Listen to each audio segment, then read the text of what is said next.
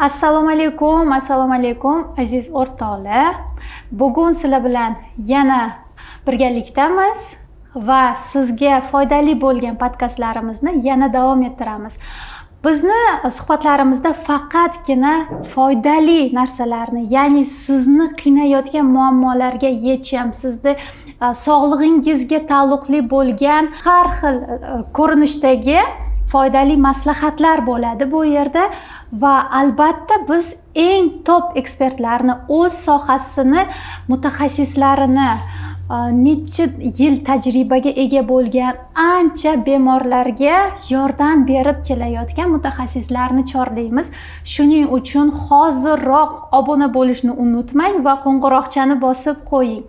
Va bugungi mehmonimiz ham ancha yillardan beri ishlab kelayotgan, juda ko'p bemorlarga ega va ayollarimizni sog'lomlashishiga yillar davomida hissa qo'shib kelayotgan, oilalarni baxtli bo'lishiga sababchi, ya'ni shirindan shakar farzandlarni sog'lom dunyoga kelishiga ko'maklashayotgan ekspertimiz Azizova Zulxumor Salahidinovna bo'ladilar. Assalomu alaykum. Assalomu alaykum. Yana bir bor rahmat meni o'zingizni podkastingizga taklif qilganingiz uchun. Xudo xolasa suhbatimiz qiziq bo'ladi. Kuzatib turing. Albatta manfaatli bo'ladi, chunki sizdek mutaxassislar kelib, o'zini tajribasidan kelib chiqqan holatda mana shu kuzatuvchilarimizga berayotgan maslahati aslida bu tengsiz. Chunki bizni juda ko'p viloyatlardan kuzatishar ekan va boshqa respublikalardan kuzatishar ekan va ularni hammasi ham sizga kelib konsultatsiyalaringizga qabulga kirishga imkoniyati bo'lmasligi mumkin. Lekin mana bu podkastlarimizdan o'z savollariga yechim olishadi, o'zlarini qiynab kelayotgan muammolariga mutaxassisdan davo rejasini olishlari mumkin. Shuning uchun yo'q demasdan kelganingizga katta rahmat va bugungi podkastimiz ham xayrli bo'ladi degan umiddaman. Inshaalloh. Inshaalloh. Sizni kelishingizni juda xohlaganimning sababi sizda tajriba juda ko'p. Men bilaman, sizga kirishi o'zi oson emas. Bemorlarimiz qabulingizga kirishi uchun ancha vaqt kutishlariga to'g'ri keladi. Lekin bugun mana ularni qiynayotgan savollar bilan men bugun sizni qiynayman. Ya'ni ularga savollarga javob kutib qolaman sizdan. Ayollarimizdagi asosiy muammolar bugungi mavzumiz. Chunki mutaxassisimiz endokrinolog, ginekolog. Aslida bunday mutaxassislarni o'zi kam. O'zi kam. Respublikamizda ham kam. Albatta. Rahmat. Xudo xolasa hammaga manfaatli va juda ham qiziq podkast bo'ladi. Savolingizni bersangiz boshlaymiz xudo xolasa. Sizga birinchi bermoqchi bo'lgan savolim ayollar salomatligi mana qiz bolalikdan boshlanadi, to'g'rimi? Qiz bolalarni necha yoshdan ginekolog konsultatsiyasiga olib borish kerak? Juda ham zo'r va aktual savol deb bilaman. Qiz bolani detskiy ginekolog bor, o'zi shunaqa soha bor. Albatta kichkina yoshligidan, даже chaqaloqlik paytidan ham detskiy ginekologga olib kelinadi. Nimadir bezovta qilsa, ko'pincha ayollarimiz, onalarimiz qo'rqib, yiqitib qo'yishsa olib kelishadi. Yiqitib qo'ydik, qizli pardasiga ta'sir qilmadimi, Zulxumor opa qo'rquv bilan kelishadi. Ko'p holatlarda ta'sir qilmaydi. Chunki bu paytda qizli pardasi hali to'liq rivojlanmagan va qinni to'liq qoplamagan, ya'ni to'liq o'zi qoplamaydi, yaxshi rivojlanmaganligi hisobi orasi ochiq bo'ladi va ko'p holatlarda faqatgina chetiga ozgincha o'sha treshina deydimi, ozgincha anaqa ta'sir qilib travma bo'lgani uchun ozgincha qonashi mumkin. Ko'p holatlarda qizli pardaga ta'sir qilmaydi. Shu holatda olib kelishligi mumkin. Keyin ko'p holatlarda tug'ruqdan keyin onani gormonlari bolaga o'tib qoladi, chaqaloqlarda ko'krak bezlari shishishi bilan ko'krak kattalashadi. Ko'krak kattalashadi va ko'krak sut bezlari kattalashadi. Undan ba'zi holatlarda sut kelib qolishi ham mumkin, maloziva. Shunaqa holatlarda ham u holat o'tib ketadi. 1 oy, 2 oy davomida o'zi so'rilib qaytib ketishi kerak. O'zi ketadi yoki fiziologik holat. Yo'q, agar o'tmasa, 2 oy, 3 oy davomida o'tmasa, albatta ginekologga borish kerak. Asosan qizlarimizni olib kelishadi onalar o'smir yoshida. Ya'ni qarashadi maktabda o'rtoqlaridan bo'yi past, yoki xolasini yoki singlisini farzandi hayzi kelgan, bularda hayzi kelmayapti. Xo'p, asosan aytadigan narsamiz onalar nimalarga e'tibor berish kerak? Birinchi navbatda hozirgi paytga kelib hayz kelishi yoshargan. Oldin misol uchun 13 yoshda, 11 yoshda qizda hayz kelgan bo'lsa, hozir 8 yoshdan agar qizni hayzi kelsa, bu norma hisoblanyapti. To'g'ri o'ylashingiz mumkin, bu juda ham 8 yoshli qiz nima bu desa, hozirgi oynai jahon, internet, ko'p ijtimoiy tarmoqlarni ko'p kuzatgan qizlarimizda voqli rivojlanish. Shu rivojlanish hisobiga 8 yoshda ham hayz kelib qolishi norma hisoblanyapti. Bu bizaga qaysi tarafdan yomon? Birinchi tarafdan jinsiy rivojlanish bo'y o'sish rivojlanishi bilan ketma-ket ketganda hech qachon jinsiy rivojlanish kutib turmaydi. Voy bo'yi o'sib olsin, voy sal o'ziga rivojlanib olsin, chiroyli qiz bo'lsin demaydi. Agar jinsiy rivojlanish o'z paytida kelganda bo'yi past bo'lib qolsa, ya'ni qaysi taraflarda?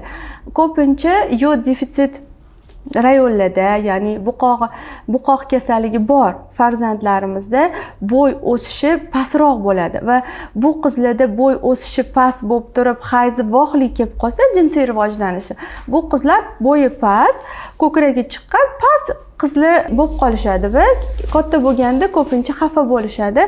Albatta bu onani vazifasi, ya'ni ona shu narsa haqida to'liq informatsiyaga ega bo'lish kerak, ya'ni qizini birinchi bo'lib chiqadigan joyi bu ko'krak sut bezlari deyiladi. Sut bezlari chiqish kerak. Birinchi jinsiy rivojlanayotganda qarash kerak. Sut bezlarini keyin chiqishiga qarash kerak. Bir taraflama chiqyaptimi, ikkita taraflama simmetrichniy chiqyaptimi? Ko'p holatlarda bir tarafda chiqadi. Bu ham patologiya emas, kuzatib turiladi. Keyin ikkinchi tarafi ham chiqishi boshlaydi. Lekin bir xil tarafda bir yoq tarafi chiqadi. Bu infiltrat yoki yallig'lanish hisobiga sut bezlari bo'lmasligi mumkin. O'shaning uchun albatta o'zingiz qilib ko'ramiz. Buni holatda qani bu sut bezlari rivojlanyaptimi yo prosta qanaqadir yallig'lanish yoki nimadir bormi? Xo'p, ko'krak sut bezlari rivojlanayotgan paytda baravariga bo'y o'sish ham kuzatiladi. Ya'ni skachok rosti именно shu ko'krak chiqqandan keyin oraliqda 2 yil davomida bo'lishi kerak. Agar 2 yil ichida hayz kelmasa, sut bezlari chiqdi, hayzi kelmasa, ona olib borish kerak detskiy ginekologga yoki endokrinologga. Chunki normada ko'krak sut bezi chiqdimi, 2 yillarga hayz kutish kerak. Onalarimiz shu paytda tezroq harakat qilish kerak agar qizini bo'yi balon bo'lishni xohlasa. Ya'ni chiroyli, bo'yi balon qizlar hozir juda ham sochiri kelganda alaga oladi-yu, talab. Demak, hayz erta boshlansa, bo'y past bo'lishi to'xtaydi va bo'y past bo'ladi. O'shaning uchun albatta onalarimiz ko'krak sut bezlari chiqdimi, ginekologga olib boring, bo'yini o'stirib endokrinolog ginekologga. Albatta bu bo'y o'sishi bilan asosan endokrinolog shug'ullanadi. Ularda zona rosta degan narsa bor, rentgen qilinadi. Rentgen qilinganda asosan o'sha bo'y o'sish zonasi yopiq yoki ochiq deb beradi. Qizlarda asosan hayz kelgan paytgacha o'sish jarayoni bo'ladi. Hayzdan keyin ham bo'ladi. Bu sal sekinlashadi. O'shaning uchun shunaqa holatlarda albatta ginekolog, endokrinologga olib borganimiz yaxshi. Sizga savolim, bo'yi uzun, ko'kragi kichkina qizlarcha.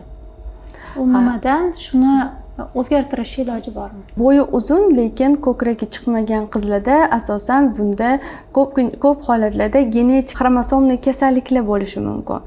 Buni tekshirtirishimiz kerak. Bundan tashqari jinsiy rivojlanishdan orqada qolayotgan bo'lishi mumkin. Ya'ni gipogonadizm deyiladi buni ilmiy tilda. Uni ham tekshirtirib qo'yish kerak. Jinsiy gormonlarimiz yetishmovchiligini hisobiga ko'krak bezlarini kichkina bo'lib qolishi. Aslida shu joyda aytib o'tmoqchimanki, vaqtida agar ko'rsatishsa shifokorga ko'krak bezini ham normada kattalashtirishi iloji bor yoshlikda. 18-17 yoshgacha bunga ta'sir qilishi iloji bor. Keyin kech bo'ladi. Mana bizga kelishadi, turmushga bermoqchiman, qizimni ko'kragi yo'q, 20 yosh, bu 23 yosh bo'lishi mumkin. Afsuski bu yoshda kech. Lekin vaqtida kelinsa, ko'krak bezlarini ham hattoki kattartirishi iloji bor. Tabiiy ravishda gormonlarni tiklagan holatda. Albatta, qo'shimcha birinchi defitsitlarni ko'rib chiqib, o'sha organizmdagi modda almashinuvini to'g'irlab, kerakli yog'larni tavsiya qilib, vitaminlar berib ko'riladi. Shu holatda agar sut bezlari bezlari rivojlanib, yog'da sut bezlarining chiroyi bu yog' bezlari ko'payib normaga kelsa, to'g'ri. Agar kelmasa, biz qo'shimcha gormonlar ham beramiz, estrogenlar beramiz, чтобы o'zini joyiga kelib olsin. Xo'p, mana qiz bolalarimiz ba'zi holatda o'sha 18 yoshgacha ham hayz ko'rishmaydi. Bu normami? Buni sababi nima bo'lishi mumkin? Asosan eng qo'rqadigan joyi 15 yoshdan keyin hayz kelmasa. 15 yoshgacha hayz hammada har xil keladi. 13 bilan 15 yoshgacha kuzatib turishga kelish kerak. 15 yoshdan keyin kelmayaptimi, уже bunda chuqurroq tekshirish kerak. Ko'p holatlarda bizada anomaliyalar bo'ladi. Ya'ni ona hech qachon borib bolani jigarini tekshirtirishi mumkin, lekin hech qachon matkasini tekshirtirmaydi. Ya'ni bachadonini. Ko'p holatlarda bachadon anomaliyalari bo'ladi. Tuxumdonlar yetishmasligi, bachadonni yo'qligi, qin yo'llarini yo'qligi, turli xil anomaliyalar bo'ladi. Bir xil paytlarda imенно shu defitsitlar hisobiga, gormonlarning yetishmasligi hisobiga ham hayz ancha kechikib turishi mumkin. Bunga nima ta'sir qiladi? Ko'pincha qalqonsimon bez kasalliklar, gipotireoz hisobiga ko'proq shunaqa holatlar uchrashi mumkin. Bundan tashqari ko'proq anomaliya holatlar. O'shaning uchun buni tezroq yordam berish kerak. Ko'p eshitamizda детская matka deyiladi. Bu o'zi nima tushuncha? Buni davolash iloji bormi? Albatta, детский matkani ko'pincha darajalarga bog'liq. Darajalarga qarab bizni davolasak, albatta buni ham davolasa bo'ladi, bemalol. Uning uchun albatta vrachchi oldiga kelish kerak. Ko'p UZIda ham xatoliklar bo'ladi. O'shaning uchun ginekolog bilan birga UZIda ko'rib, haqiqatdan agar infantilniy matka bo'lsa, shundagina biz shuni darajasiga qarab davo reja qilsak, albatta yordam bersak bo'ladi. Lekin juda ham kichkina matkalarga afsuski yordam berilmaydi. Ya'ni rudimentar matkalar bo'ladi, faqat uni o'rni bo'ladi. Ularga afsuski yordam bera olmaymiz. Shu qiz bolamizda детская matka bo'lsa, qanaqa belgilari bo'lishi mumkin? Shikoyatlari bo'ladimi? Детский matka bo'lgandan keyin tuxumdonlarda ham kichkinalik hisoblanadi. Tuxumdonlar kichkina bo'lgan qizlarda женский gormon, estrogen kam bo'ladi. Estrogen kam bo'lgandan keyin ayollik belgilari bo'lmaydi. Ya'ni rivojlanish, birinchidan bo'yi o'smay qolishi mumkin bunaqa holatlarda. Ko'krak sut bezlari rivojlanmagan bo'lib qoladi. Shuni hisobiga keyin faqatgina tuklanish tezlash bo'ladi. Ko'krak kichkina bo'ladi, lekin faqat androgenli. Hayz ham kelmaydi bunaqa qizlarda. Hayz bo'lmaydi, lekin darajasiga ham bog'liq. Ayniqsa bir xil paytlarda yengil daraja matkalarda, masalan, gipoplaziya matkalarda hayz ko'radi. Agar ayol, masalan, bizani kuzatayotganlar bo'lsa, детский matka deb aytishgan bo'lsa-da, lekin hayz ko'rsa, bu hech qanaqa qo'rqinchli joyi yo'q. Bu ayol albatta tug'adi. O'shaning uchun qo'rqmasdan vrachga kelinglar, ozgincha vitaminlar, dorilar bilan bemalol homilador bo'lsanglar bo'ladi. Juda yaxshi. Shunaqa. Chunki qo'rqib kelishadi viloyatdan ko'p holatlarda. Ginekologlarni o'zi qo'rqitishadi. Ko'p holatda детская matka ekansan, bola ko'ra olmaysan degan holatlarni ham eshitganman. Agar hayz ko'rsa, albatta farzandli bo'ladi. Bilamanki, ginekolog huzuriga juda ko'p turmushga berishdan oldin olib kelishadi qiz bolalarni. Nimalarga e'tibor bersin? Necha oy turmushdan oldin sizga qabulingizga kelish kerak? Nima maslahat berasiz shunday qizlarga? Albatta, juda ham qiziq savol. Ko'p holatlarda menga qizlarni olib kelishadi to'yiga 1 oy qolganda. Ko'pincha bu paytda men juda ham xafa bo'laman. Birinchidan qiynalib qolaman. Qanaqa qilib 1 oy ichida? Meni maslahatim qizlarni o'smirlik paytida olib kelgan yaxshiroq. Meni shunaqa patsientlarim bor, o'smirlik paytidan olib kelishadi onalar, turmushga chiqqandan keyin ham, turmush paytida ham, lekin 2 oy ichida nimaga ulgurishni bilmay qolasiz. Chunki nima qilishingiz mumkin ularga? Nima qilamiz? Birinchi navbatda jinsiy gormonlarni tekshiramiz. Birinchi UZI qilamiz. Ya'ni UZIda sut bezlari rivojlanishi yaxshimi? Qalqonsimon bezini albatta ko'ramiz. Rivojlanishi, katta kichikligi, normadanligi, tugunchalar bormi, kistalar bormi? Va albatta bizani organimiz bachadonni ko'ramiz. Bachadon razmerlari qanaqa, hayz siklini so'raymiz, ovulyatsiya bo'lyaptimi, yo'qmi, polikistoz tuxumdonmi, qanaqa. Buni anamiz yig'ib o'zidan ko'ramiz, chunki ko'p qizlar aytishadi, ota-onalar ko'krak shartmi, sut bezlari nimaga? Bezovta qilmaydi-ku. Hozirgi kunga ming afsuski, qizlarimizda turmushga chiqmasdan oldin fibroadenomalar, fibroz kistoz mastopatiyalar aniqlanyapti. Mana kechagina o'zi 2 kun oldin bitta patsient keldilar, qiz bola turmushga chiqishlariga mana iyunda to'y bo'lar ekan. Kattagina tugun aniqlandi sut bezlarida. Endi biz uni sirazi aytishga to'g'risi onasidan sal o'yladik va albatta qayta o'ziga chaqirdik. Чтобы o'rganishi uchun. Aytdik уже 5-kuni, 7-8-kuni bitta o'ziga qilaylik dedik. Chunki u hayz oldi payti edi, ko'p holatlarda hayz oldi paytda ham turli xil o'zgarishlar bo'lib, noto'g'ri chiqishi mumkin sut bezlarini o'zingiz. 7-8-kunlarda ko'pincha to'g'ri chiqadi. Qilganimizda va tugun borligini aytdik, mamologga borishni maslahat berdik va bular juda ham tushkun ahvolga tushib qolishdi. Albatta o'shaning uchun ko'krak endi bu juda ham qo'rqinchli narsa emas. Buni davosi bor. Prosta bilib qo'yish kerak. Masalan, qanaqadir dorilar qabul qilayotganda turmush tarzini o'zgartirish albatta bunga bog'liq. Ko'krak sut bezlariga. Shunda o'sma aniqlandi? O'sma aniqlandi. Ya'ni sog'lom sifatli o'sma, fibroadenoma aniqlandi. Bu qizlarda bo'lmaydi-ku deb onalar hayron bo'lishadi. Albatta qalqonsimon bez mani bezovta qilmaydi deyshadi. Qalqonsimon bez hech qachon bezovta qilmaydi agar yallig'lanish bo'lmasa. Lekin o'zini belgilarini beradi. O'zingiz bilasiz, o'sha hayzda og'riq bo'lishi yoki hayzi normada kelmasligi, kech kelishi ko'p holatlarda 10 kundan ko'p kelib yuradi. Qizlar, onalar bilishmaydi. Prosta shunaqa deb norma deb o'ylashadi. Onamda shunaqa kelgan, menda ham shunaqa kelish kerak. Shunga ham e'tibor berish kerak. Ya'ni qalqonsimon bez funksiyalariga. Ya'ni homilador bo'lsa, ertaga bolani aqliy rivojlanishi qalqonsimon bezga bog'liq.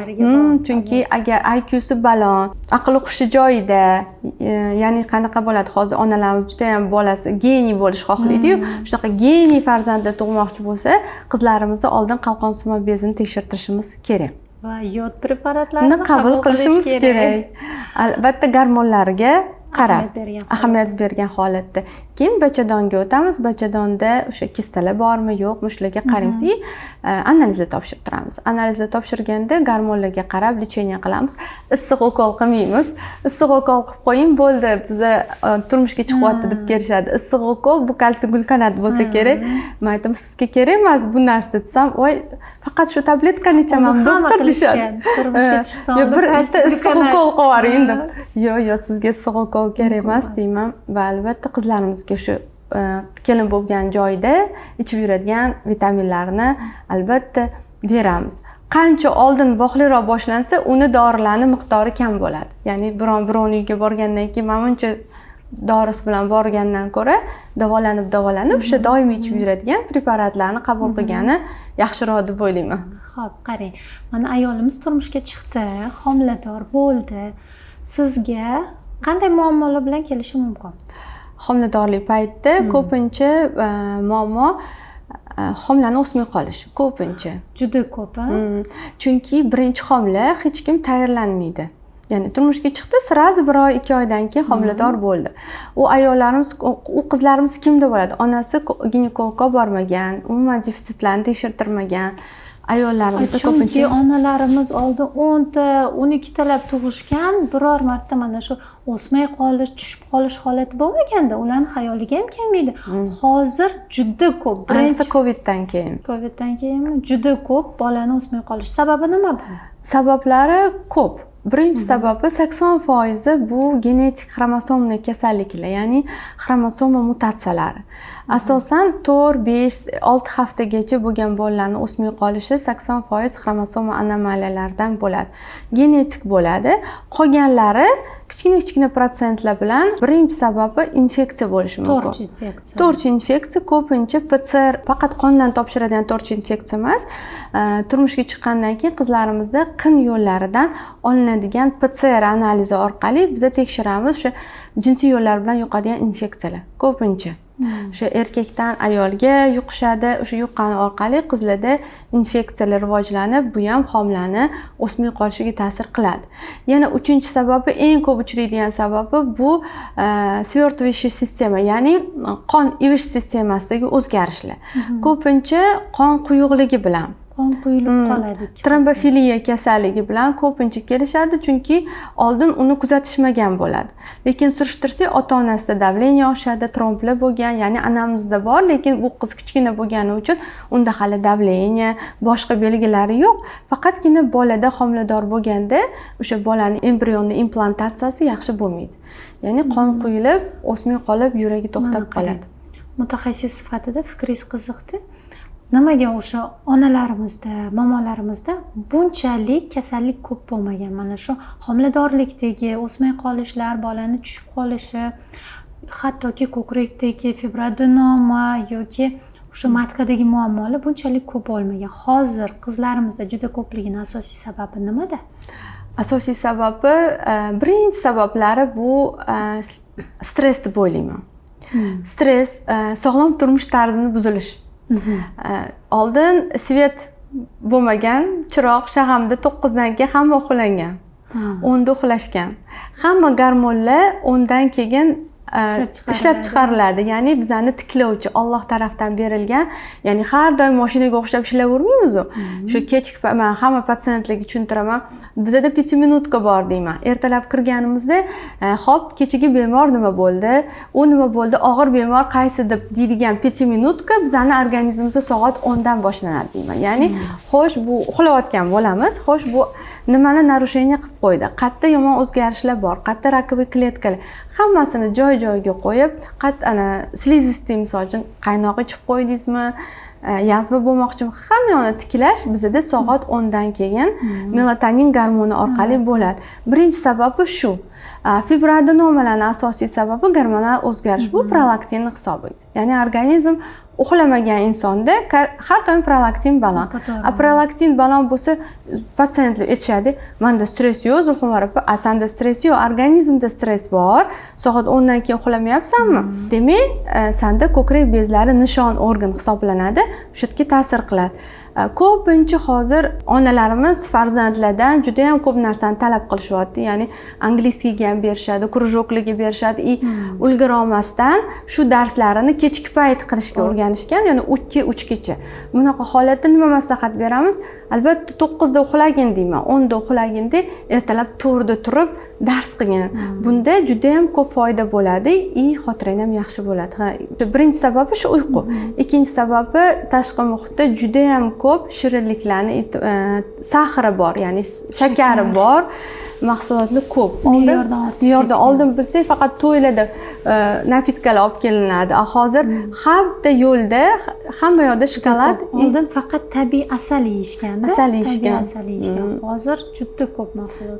Shu narsalar insulinni oshiradi va bularda insulin rezistentlik semiz bo'ladi. Qizlarimizda hayz buziladi, yuziga husnbuzarlar toshadi. Shunaqa o'zgarishlar bo'ladi va bu narsa organizmga bilinmaydi. Unda ham toshgan, sizda ham toshgan, qizingizda ham toshgan deb turmushga chiqsang tuzalib ketasan deb berib yuborishadi. Gormonlaring o'ziga joyiga keladi. Afsuski bu noto'g'ri. Keyinchalik esa qiz bola kelganda, mana oldimga olib kelishadi, qaynonalar so'rayotganda qo'rqib turishadi qizlar. Oldin shunaqa bo'lgan, hayzing desam, yo'q deydi. Lekin bo'lgan shunaqa. Oldin mana bunaqa bo'larmisa, yo'q deyshadi. Shunchalik stressda. Bu paytda kim aybdor? Hech kim bilmaydi. Ko'pincha onalarimiz, afsuski onalarimiz uy ro'zg'or bilan ovora bo'lib, ularni ham aybdor qila olmaymiz. Lekin ko'proq e'tibor berishi, chunki hozirgi o'ylayotgan narsa, ya'ni qaynonasi xo'jayinni qosh-qovog'iga qarab bolasini olib bormasa, bu o'ylayotgan narsadan ko'ra yomonroq narsa keyin kutib turadi. Ya'ni muammoga yechim topilmaydi deb kattalashadi. O'shaning uchun albatta aziz onalarimiz bunga e'tiborli bo'lish kerak. Hozirgi zamonda yeb ichishlar noto'g'ri bo'lgani uchun ko'pincha shunaqa holatlar kelib chiqyapti. Ya'ni sog'lom turmush tarzi yo'q. Tarzini yo'qligi. Kam harakatlik, telefon, faqat o'tiramiz. Ko'p holatlarda o'zimizda ham shunaqa bo'ladi.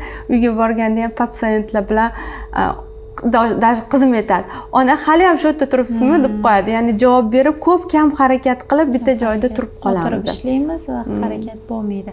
Aytib o'tganingizdek, mana shu tanamiz biologik ritmga qarab ishlaydi-da, biologik soatimiz bor. Biz shunaqa yaralganmizki, kechasi o'sha qorong'i tushgan payti uxlashimiz kerak. Quyosh chiqishi bilan uyg'onish, gormonlarimiz ham mana shu sirkadniy ritmimiz shu darajada kechasi uxlaganimizda ular aktiv ishlab chiqariladi. Hamma gormonlarimiz joyida, jinsiy gormonlarimiz ham yaxshi, kortizol, ya'ni stress gormonlari ham normada bo'lishi uchun vaqtida uxlash. Vrachga ham kelish shart emas bo'ladi. Albatta. Ancha pul ekonom qilasizlar deyman agar. Mana shu e'tibor beraman, sog'lom odam o'zini yaxshi ko'rib, mana shu vaqtida uxlab, sportga boradigan yoki piyoda yurishni yaxshi ko'radigan, sog'lom ovqatlanadigan odamlar doktorga kelmaydi. Kam holatlarda keladi. To'g'ri. Bitta tekshiruv o'tkazish uchun kelib turishi mumkin, profilaktika. Lekin muammo bilan kelmaydi. Lekin hozirgi kunda rosa xursand bo'laman. Основной patsientlar check-up qilib qo'ying, mani tekshirib qo'ying deb kelishyapti. Bundan juda ham xursand bo'laman. Nima bezovta qilyapti desam, hech narsa bezovta qilmaydi. Mani просто tekshirib bering deyapti. Bundan men juda xursandman. Shu xalqimizni ilmiy salohiyati oshayotgandan sabab. O'shaning uchun albatta to'g'ri bir xil aytishim mumkin.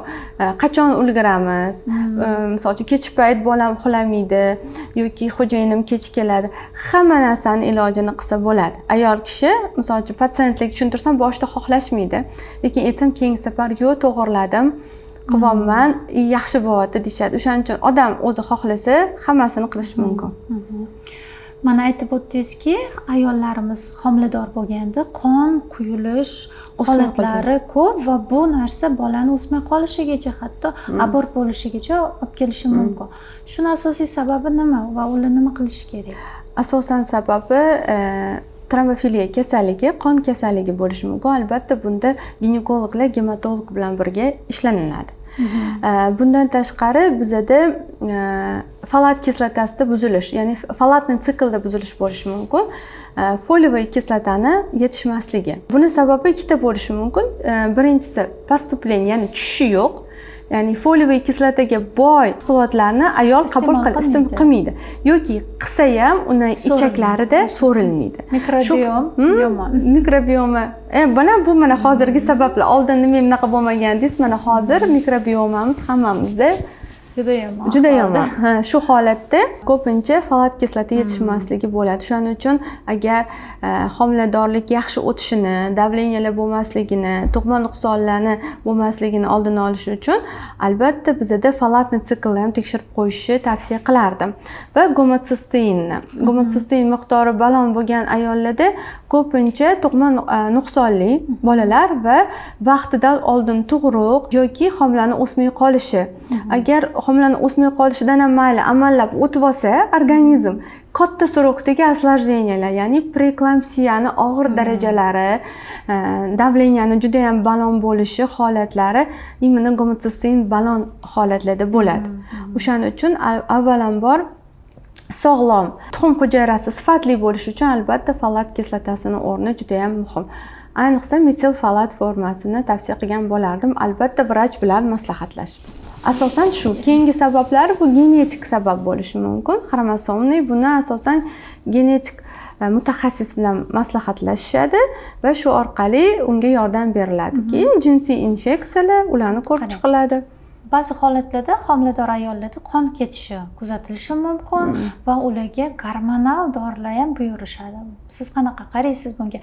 Gormonal dorilarni qabul qilish homiladorlik paytida to'g'rimi? Agar kerak bo'lsa, agar progesteron yetishmovchiligi bo'lsa, albatta berish kerak deb bilaman. Lekin faqat qanaqa belgilari bor progesteron yetishmasligi? Misol uchun ko'rish analiz topshirsa bo'ladi progesteronga ko'p holatlarda. Shikoyatchi bo'ladi. Shikoyatlarda shikoyati ko'pincha bir xil bo'lmaydi. Ko'pincha o'xshash bo'ladi. Ya'ni qorin pastida og'riq, o'ziga tushganda ko'chib qolishlar kuzatiladi. Ko'p holatlarda hozir ko'chish faqatgina progesteron yetishmovchiligi emas, imенно giperkoagulyatsiya hisobiga ham bo'ladi. Ya'ni qon quyuq bo'ladi. O'sha yerda kapillarni кровообращение, ya'ni qon aylanish buziladi, o'sha yerda tromb bo'ladi. Tromb bo'lgandan keyin ko'chib qoladi, gematoma bo'lib qolgani uchun biz yana qon suyultiradigan bera olmaymiz. Shu holatlarda biz sal qiynalamiz va gematomani birinchi so'rdiramiz, keyin qonni suyultiramiz. Lekin o'zi asl sababi qoni quyi. Biz bu yerda progesteron bersak, bu gormon bu ham yana qonni 2 barobar quyiltiradi. Shuning uchun albatta kerakli paytda agar progesteron yetishmovchilik kuzatilganda, umuman ko'p holatlarda bermayman. Oddiy narsalar bilan chiqib ketishga harakat qilamiz, lekin usiz ham bo'lmagan vaziyatlar bor. Mana shu homilador ayollarimizda ba'zi qon ketganda albatta biz foydalanamiz. Mana shu ayollarimizda homiladorlikda varikoz chiqishi mumkin, to'g'rimi? Juda ko'pchilikda oyoqda og'riqlar bo'ladi. Buni qanaqa qilib oldini olish mumkin? Varikoz albatta homiladorlik paytida bizda o'zi fiziologik qon quyilishi bo'ladi. Kim shu yoshligidan immunni qon tomirlarida yetishmovchiligi bo'lsa, ko'pincha genetik bo'ladi. Qon tomirlar yetishmovchiligi bor ayollarda qizlarda уже varikoz bor, keyin kasb kasalligi ham deyiladi. Ko'p tikka holatda, ya'ni parikmaxerlar, vrachlar, ko'p zavodda ishlaydigan tik turib yuruvchilarda ko'pincha varikoz bo'ladi, ya'ni qonni tepaga haydalishi bo'lmaydi. Ya'ni klapanlar yetishmovchiligi bo'lishi mumkin. Bu homiladorlarda juda ham kuchayadi. Bunaqa holatlarda nimalarga e'tibor berish kerak? Homiladorlar aytamiz, bitta joyda turgandan ko'ra, misol uchun turibsiz, yurganingiz yaxshi. Varikozlarga. Lekin o'tiradigan joyda bo'lsa, o'tirgan ko'proq yaxshi bo'ladi. Chunki oyoqni ko'pincha vaqtingiz bo'lsa tikka qilib, misol uchun divangami, ikkita stulni ko'tarilgan holatda, gorizontal holatda tikka qo'yishni tavsiya beraman. Bu ham qon aylanishini yaxshi qiladi. Keyin elastik chulkilar bor, trikotajlar bor. Ko'pincha afsuski taqishmaydi. Hamma homilador taqib yurishi kerakmi? Yo'q, ko'p shikoyati bo'lganda, asosan agar varikozi bo'lsa, isib ketdim deyshadi, lekin bu juda ham og'ir oqibatlarga. Ular majburiy taqib yurish kerak. Taqib yurish kerak, chunki nafaqat bu tashqi defekt, bu tromb bo'lishi mumkin. Keyin ko'pincha samolyotlarda uchishadi, albatta trikotajni, chukkilarni tavsiya qilgan bo'lardi. Keyin albatta flebolog maslahati o'ziga yarasha dorilari bor, o'shalarni qabul qilsa yengil bo'lib o'tishga harakat bo'ladi. Undan tashqari bandajlar ham yaxshi yordam beradi. Ya'ni qorinni ushlab turadigan dorodovoy bandajlar varikozlarga yengillashtirib beradi. Ya'ni tas sohasiga og'irlik tushishini oldini olib beradi. Homilador ayollarimizda juda ko'pchiligida mana shu toksikozlar qiynaydi, to'g'rimi? Da. Nima maslahat berasiz? Mana shu toksikozni yengilroq kechishi uchun nimalarni iste'mol qilish kerak, nimaga ahamiyatliroq bo'lishlari kerak? Toksikoz aytadi, mani sevimli patsientlarim, chunki mani ko'p patsientlarim toksikoz. Ko'pincha men igla qo'yaman qulonni ichiga, meridianlar bo'yicha. Birinchi bo'lib bizning klinika o'zi etsam ham bo'ladi, bemalol ochiq etsam bo'ladi. Igla terapiyani boshlashgan, haligacha qo'yamiz. Hozir u polniy protokolga kirgan. Ya'ni homiladorlarni qayd qilish, yengillashtirish uchun iglokaloniya endi kirdi, уже 3 yil bo'ldi protokolga. Uni уже 10 yil, 11 yil oldin уже qo'llanib kelinib foydasi bo'ldi. Ko'p shuni izlanamiz. Toksikozni qanaqa yordam bersak, viloyatlardan kelishadi. Toksikozni butun dunyo bo'yicha hali sababi topilmagan, faqatgina har xil taxminlar bor. Endi kimda toksikoz og'ir o'tadi?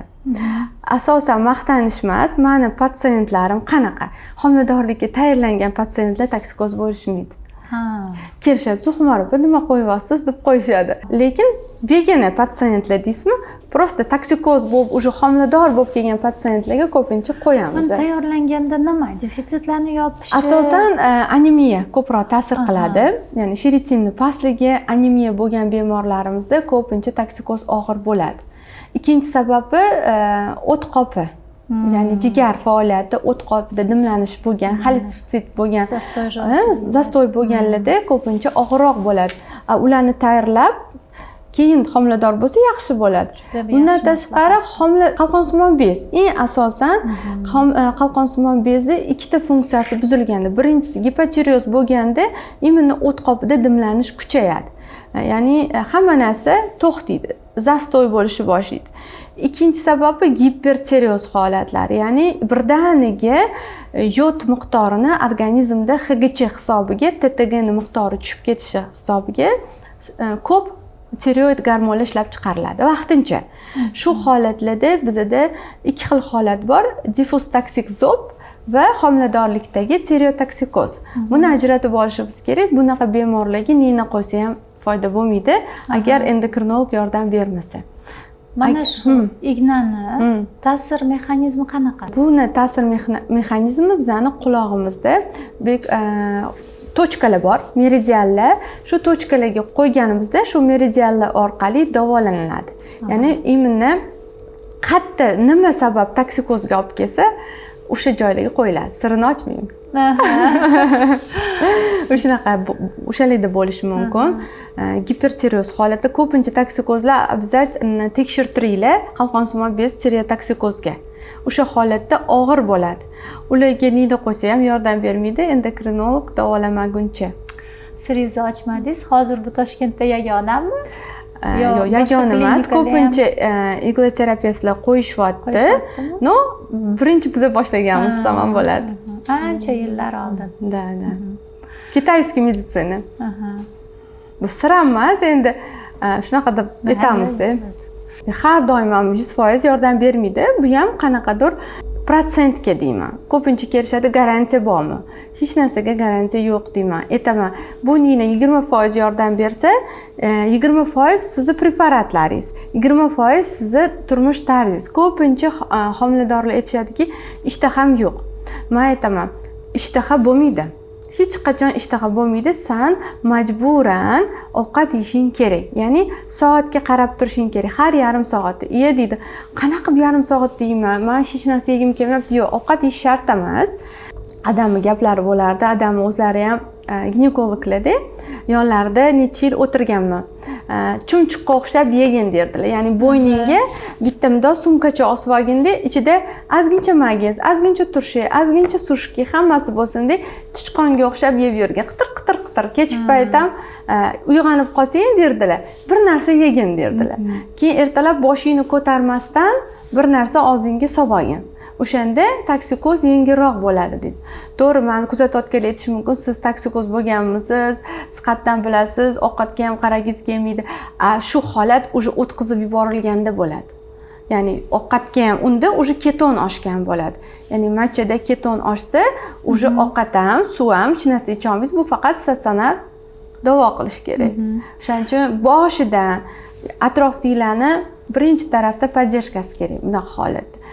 Ko'pincha aytishadi, voy namuncha toksikoz hamma biz ham bo'lmaganmiz, ishlar qilib yurganmiz. Yo'q, bu atilab qilmaydi hech kim. Chunki juda ham og'ir chelaklar ko'tarib kelishadi. Kapelnitsalar bilanda juda ham og'ir ahvollarda kelishadi. O'shaning uchun bunaqa holatda albatta atrofda uydagi qaynanalarimiz, kuyov, albatta xo'jayin yaxshi tushunishi kerak. O'shanda yaxshi yordam bo'ladi, sog'lom farzand tug'ib berishadi. Men hozir endi mana shu mavzuni ochmoqchi edim. O'zingiz boshlab qoldingiz, ya'ni adingiz haqida gapirib qoldingiz. Men buni o'zi aslida yaqinda bildim. Sizni adingiz kimliklarini. Ular meni ikkinchi farzandimni aslida dunyoga keltirishimga sababchi bo'lgan inson ekanlar. Juda ham qo'llari yengil va uchinchi farzandimga murojaat qilganimda afsuski moykaga yopilib qolishgan va men aytmoqchi bo'lganim, siz haqiqatdan mana shu vrachlar dinastiyasi, vrachlar avlodidansiz va haqiqatdan siz va sizni oila a'zolaringiz ham ayollarimizni sog'lom bo'lishi, sog'lom ona va salomatligi joyida bo'lishiga beminnat xizmat qilib kelyapsizlar.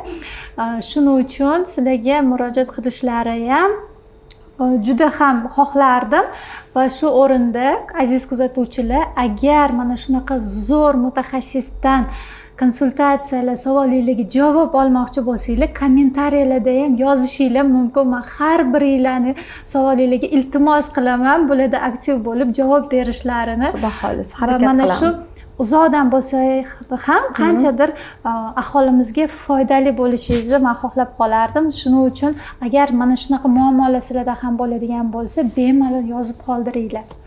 Albatta qo'limizdan kelgancha yordam beramiz. Chunki bizning vazifamiz shu, yordam berish.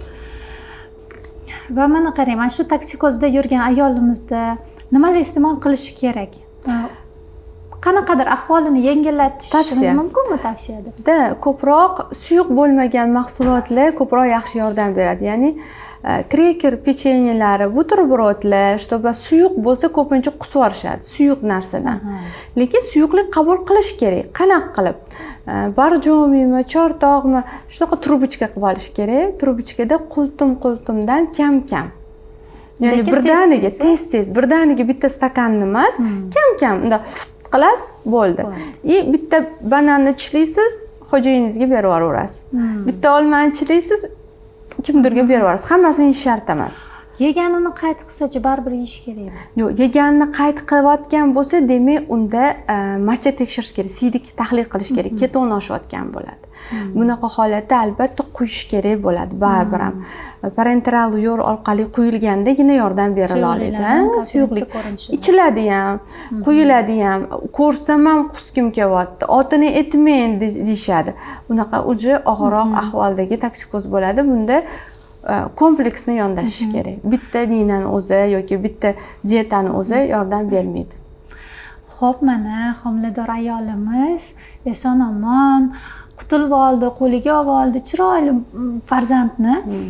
Va mana shu paytda juda ko'p onalarimizda tug'ruqdan keyingi depressiya bo'ladi. Bunga asosiy sabab nima? O'zimda ham bo'lgan shunaqa postrodovой depressiya bo'lgan. Bekorga bo'lmagan ekan deyman, patsientlarni hozir agar o'zim bo'lmaganimda patsientlarni tushunmasdan psixiatrga jo'natib yuborgan bo'lardim deb o'ylayman. Juda ham qo'rqinchli desa ham bo'ladi, juda ham holat, bunaqa holatda faqat postrodovой depressiya bo'lgan inson tushunadi. Bu paytda asosan sababi ayollar uyidagi turmush tarzida, homiladorlik paytida kuchli siquvda bo'lsa, doim homiladorligi stressda o'tsa, yoki juda ham ko'p ishlasa, yoki juda ham ko'p nevroz bo'lsa, yoki defitsitlari bo'lsa. Ya'ni bir xil faqat ishlab, ichmay, vitaminlarni ham ichmay, shunaqa holat bo'ladi. Keyin kimlargadir narkoz ta'sir qilishi mumkin. Misol uchun oddiy tug'ruqda, mana oxirgi tadqiqotlarga ko'ra, kesir va yo'li bilan tug'ilgan onalarda ko'pincha depressiya ko'p uchrar ekan, chem oddiy tug'gandan. Lekin oddiy tug'ganda qanaqadir travma bo'lsa, uni og'rig'i bilan depressiya bo'lishi mumkin. Lekin yengilroq tuqqan ayollarda kamroq bo'ladi. Keyin birdaniga misol uchun hamma gormonlar sifat bo'ladi, ya'ni hamma gormonlar birdaniga kamayadi bola chiqqandan keyin. O'sha estrogen bizani chiroyli qilib turadigan, nima deydi, energichniy bo'lib qoladi. Bilasizmi, ko'p homiladorlar. Men o'zim shunaqa bo'lib qolganman. Oxir 38 haftagacha ishlaganman, 37 gacha. Progesteron ta'siri juda ushlab, tinmay kuniga 40 talab kasallik ko'rib, keyin oxirida tug'ruqdan keyin qiynalganman. O'shaning uchun bekorga yetishmaydi, dominanta hosil qilish kerak. Ya'ni bekorga 7 oyda dekretga chiqilmaydi. Ya'ni 7 oydan keyin ayol o'zini tug'ruqqa tayyorlash kerak. Ya'ni ishlash kerak emas yoki ishlasa ham kamaytirish kerak. Ya'ni men tug'aman, tug'ishga tayyorlanishim kerak, bolani boqishga nimalar qilishim kerak. Ona ruhan tayyorlanish kerak. Agar oxirgacha ishlasa, birdaniga tuqqandan keyin ko'p mas'uliyatni tushib qoladi-da, shundan dovdirab qoladi. Bu ham stress. Stress, organizm stress. Asosan ayollar nimadan siqilishadi? Birinchidan kommunikatsiyadan orqada, ya'ni o'rtoqlari bilan qolib ketadi. Qarasa, oynaga qarasa, achoklari bor, qorni osilgan, semirgan, keyin holsiz, kechasi uxlamaydi, emizadi, uyqu yo'q. Chunki ko'p mana psixik kasalliklar, ko'pincha psixoz bo'lib qolibdi, nevroz bo'lib qolibdi, asosan uyqu kamligidan bo'ladi. Mana shu ayollar kam-kamdan har kuni 2 soat kam uxlasa, o'sha aytadi, miyada o'zgarishlar bo'lishni boshlaydi, kun tunni bilmay qoladi. Hozir kunmi, hozir tunmi? Shunaqa holatlarda biz nima qilamiz? Ko'proq uxlatishni tavsiya beramiz. Ya'ni farzandini kimdir boqib berib dam berish kerak. Ko'p holatlarda ayollarda qanaqa his bo'ladi? Menga kelgan patsientlar xafa, ulgura olmayapman. ya'ni hamma narsaga ulgurib yurgan, chunki atrofidagi talab qiladida atrofdagilar bunga podдержка kerak. ulgurolmayapman, anaqa qilolmayapman, keyin o'sha ulgurolmagandan yig'lab mana shunaqa holat, o'zini samootsyenkasi tushib ketgan, o'zi ko'rsangiz chiroyli ayol, eng chiroyli ayol tug'gan ayol va homilador ayol deyishadi-ku. Endi o'sha mana tug'ruqdan keyin aslida onamizda hattoki o'zini ovqatlanishiga vaqt bo'lmaydi-da, ba'zida bola injiq bo'lishi mumkin, bu yoqda qorni og'riydi, to'g'rimi? O'zi bekorga chilla davr emas-da. Ona dietada yuradi, ko'p holatda hamma narsani yeya olmaydi, uyqu yo'q. Shu dieta deganingizga bitta narsa aytmoqchiman. O'sha tug'gandan keyin raddomdan yozishadi. Zulxumor opa, endi ozishim uchun nima qiling? Aziz onalar, 1 yilgacha baribir ozish protsessi sekin bo'ladi. Lekin baribir 1 yilgacha ozmayman deb mazza qilib yeyish kerak emas. Albatta, uglevodlarni kamaytirib, ularga e'tibor berish kerak. Lekin sirazi ozishga, fitnessga borib, 40 chillasi chiqmasdan shunaqalar ham bor. Bu narsalar noto'g'ri, ko'pincha grijalarga, oprusheniya matkalarga olib keladi. Sportga tez chiqib ketish, hali o'ziga kelmagan holatlarda. Bunaqa paytda ozishga emas, e'tiborni sog'lomlashishga, otyoqlar o'zi sekin-sekin qaytadi, chiroyli bo'lishni boshlaydi. To'g'ri ovqatlansa, hali bu shuncha energiya kerak, u bola boqish kerak hali. Shunaqa holatlarda atrofdagilarni podдержкасы juda ham muhim. Chunki ko'p ayollar kelishadi, qaynanalar yoki anaqa tomi ketib qoldi kelinimmi yoki g'alatiroq bo'lib qolgan, o'qityapmiz, o'qitsa ham foyda bo'lmayapti, ko'chalarga chiqib ketyapti, shunaqa holatlar ham bo'ladi. Umuman bolasini ko'rgisi kelmay qolyapti, gaplashmayapti, даже suiqasdgacha ham boriladi. Shunaqa juda ham og'ir holat. Bu bor fanda. Bu o'zi to'qimaydi hech kim. Bu albatta bor. Bunaqa holatlarda bunaqa og'ir bo'lsa, albatta psixiatr bilan birga, psixolog bilan birga va qattiq dam olish bilan birga davolasa bo'ladi. Bitaniyasi qo'llab-quvvatlash o'tib ketadi bu. Hech kim jinni bo'lib qolmaydi tug'ib. Har doim faqat shunaqa holatda bo'lib qolishini, kirib ketishini oldini olish kerak. Albatta bunaqa holatda agar qarashmasa, eri bunaqa ushib tursa, qaynonasi qaramasa, bu holat juda ham og'irlashib, ko'pincha ajrashib ketish holatigacha ham bo'ladi. Ya'ni tug'ruqdan keyin. Sababi kelinimni tomi ketdi deganda, to'g'rimi? Chunki vahima bo'lib qoladi-da. O'lib qolaman. Ko'pincha shu o'lib qolaman deb o'ylashadi. Endi bu ham o'sha poslerodovoy stressni hisobiga-da, uni davolash iloji bor. Albatta, asosan gormonal holat bo'ladi. Gormonlarni rezki kamayishi, xalqonsimon bez gormonlarini kamayishi, estrogen va progesteron miqdorini rezki kamayish hisobiga qisqa muddat ayol klimaksni kechiradi. Mana klimaks davrini qisqa holatda ayol emizayotgan paytda kuzatiladi. Gormonlari yo'q. Shunaqa payt tasavvur qiling, shu holat bilan qancha yashashadi ayol. O'shaning uchun kimda og'ir bo'ladi, poslerodovoy kuchli bo'lgan ayollarda. Anaqa klimaks. Demak, estrogeni ko'p ayolda u. Estrogenni yaxshi ko'radigan chiroyli ayollar deydi. Ular sal estrogenni kamayganini juda ham sezadi. Ya'ni panichniy atakalar bo'lishi boshlaydi, qo'rqishi boshlaydi. O'zi progesteron, estrogeni kam, progesteronni ayollar ular даже sezmaydi klimaks qanaqa o'tgan. Oddiy o'tib ketadi, ozgincha qizidim bo'ldi. Chiroyli ayollar juda ham qiyin o'tadi. O'shaning uchun chiroyli bo'lish ham har doim foydali bo'lmaydi. O'shaning uchun albatta atrofdagilarni diqqat qo'llab-quvvatlash kerak. Agar kuzatuvchilarimiz orasida mana shu tug'ruqdan keyingi depressiya holati bo'ladigan bo'lsa, nima qilishsin? Maslahat bera olasiz? Birinchi navbatda vrach endokrinolog ginekologga borish kerak. Psixologga borish kerak. Yordam bermasa psixoterapevt. Ginekolog, endokrinolog nima qilib beradi? Hamma gormonlarini, analizlarini tekshiriladi. Ko'pincha asosan qon ketishgan, homiladorda qon ketadi. O'shandan ferritin tushib ketadi-da, bizda anemiya og'ir daraja bo'ladi. Shu bizda sertsebiyeniyani olib keladi, ya'ni yurak tez urib ketadi. Urib ketganda bizda qo'rquv kelishi boshlaydi. Asosan yurak qachon uradi? Qo'rqqanimizda. Shu holat ayolda birdaniga o'zidan-o'zi yurak urib ketadi. Shu holatda esiga tushadi. Nimadir bo'lib qoladi. Qo'rquv, albatta defitsitlarni to'ldirishni maslahat beramiz. Keyin ko'proq chillasi chiqqan bo'lsa, yogaga, yengil meditatsiya qiladigan yoki sport bilan shug'ullansa bo'ladi, sayrga chiqsa bo'ladi, yoga bilan shug'ullansa bo'ladi. Bunaqa ayollar yengil. Lekin chillada yotish kerak-a, uxlash kerak ko'proq. No, yotish kerak demaymiz, qurtlab ketib qolish kerak emas.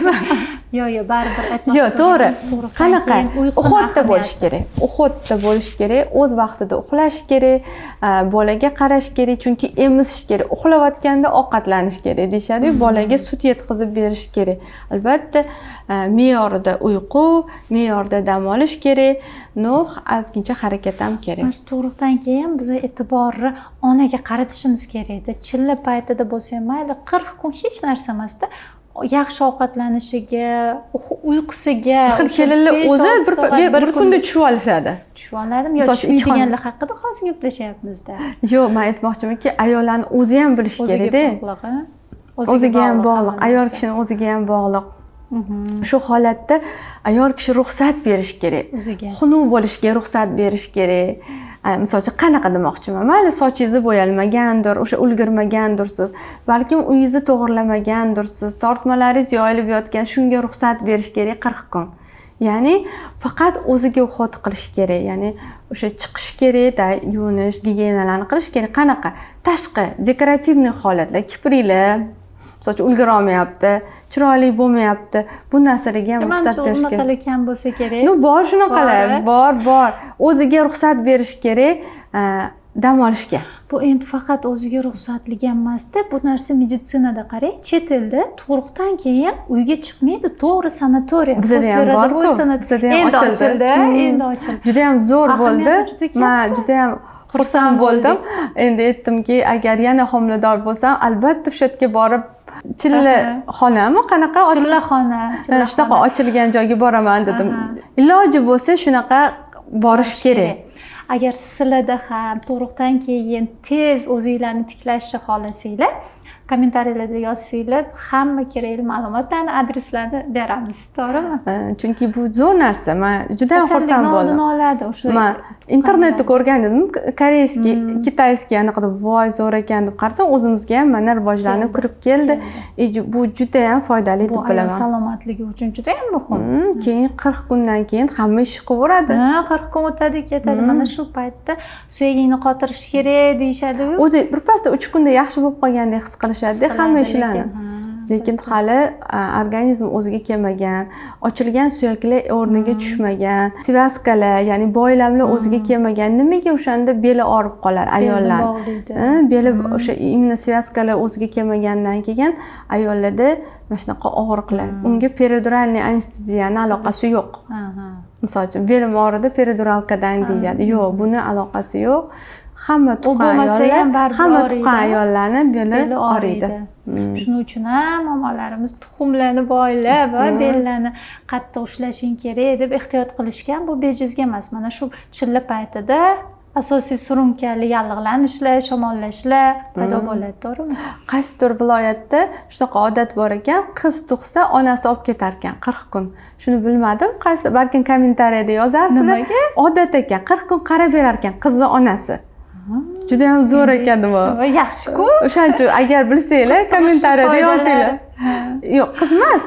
Nima farzand tug'sa ham qiz kelin uyiga ketar ekan 40 kunga. Onasi o'zi qarab berar ekan. Bu juda ham menimcha yaxshi deb o'ylayman. Endi yaxshi, ba'zida bizda shunaqa holatlarni uchratamanki, agar ayol yo kelin kasal bo'lib qolsa, davolanishiga uyiga jo'natib yuboradi-da. Mana shu narsa juda ham xunuk deb o'ylayman. Bizga yarashmaydi aslida.